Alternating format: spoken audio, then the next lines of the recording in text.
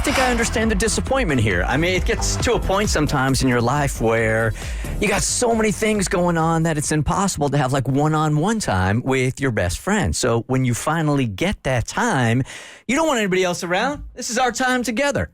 And it was going to be ruined, and she was really, really upset about it before we took off for vacation. Yeah, our Bert Show listener, Erica, and her BFF haven't spent much time together this summer since she or her BFF started dating a new guy. Well, they both had a 4-day break over Labor Day weekend, and they planned a girls' trip, just the two of them. They even took an extra day off so they could have this trip together.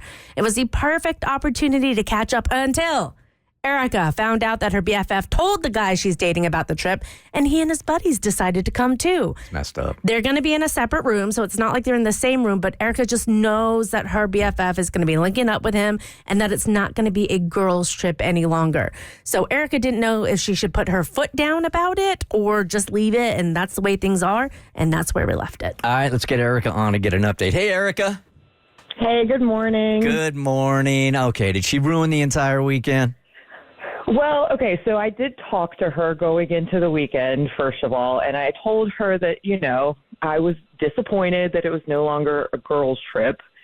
And she was actually really apologetic. She said that was not her intention. She didn't even think about that. It was the guy that she's been spending time with. And so I felt a lot better going into the weekend, just knowing that that was not, where her head was. And then the weekend was even worse than I could have imagined because this guy did not actually bring any friends with him. It was just the three of us. So he stayed with us. And I was basically just a third wheel on their weekend. Ouch.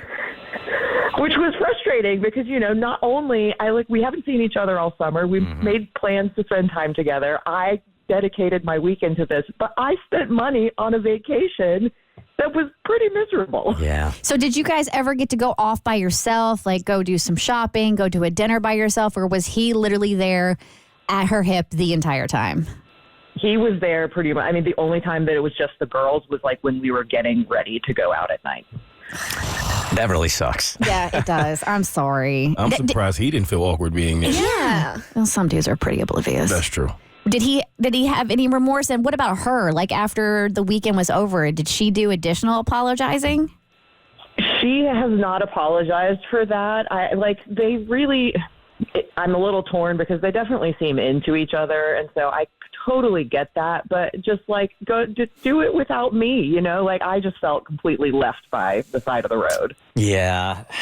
God. So at this point, if you want to take this one step further, because I think we've gotten emails like this before, do you hit up the friend and go, this was not the vacation that I was expecting at all? Like, how about hooking me up with half of what I ended up paying for on that vacation? No, No, there's no compensation for that. I think this is just like you chalk this up as a lesson learned. I feel like they'll spin it like if you knew that, you didn't have to go. So, but being that you went, you still paid. Yeah. I still think at the very least she needs to confront her friend about it, because I feel like, Erica, you're going to kind of sit on this for a while, and I kind of feel like this resentment's just going to build up for your friend. So if you really do value her as a friend and this wasn't enough for you to cut her off, which it doesn't sound like it is, I really do think you should say something and let her know how this made you feel, because if I'm in your position, I would feel so undervalued. Like you valued this guy way more than me, that you would rather bring him on the trip rather than it just be us two.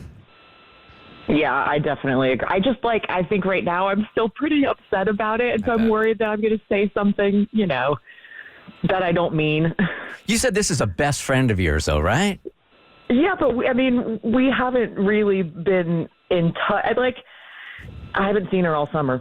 That doesn't matter, though. If you're best friends, you can go long swaths of time without talking and pick right back up where you started, or where you left off, rather. And also, I think, again, we've said this on the show, at least I said it a million times, is that when you say best friend, I'm talking about brother or sister. And they're always well-intended. Yeah, they make mistakes. You make mistakes also. But when you approach them, they're not going to be all upset about it because you're coming from a place of love.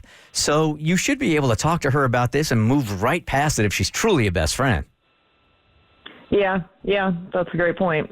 And maybe you would just be like, all right, so this trip didn't go how I had planned or how we had planned. Put it that way. This trip didn't go how we had planned. So put the onus on her. Be like, let's do a redo.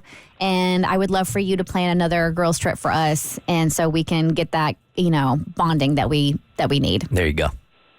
She definitely owes you one at bare minimum. That's right. She sure does. All right, Erica, keep us posted, okay? Yeah, definitely. Thank you, guys. All right, thanks for sharing with us. Bye-bye. The Bert Show.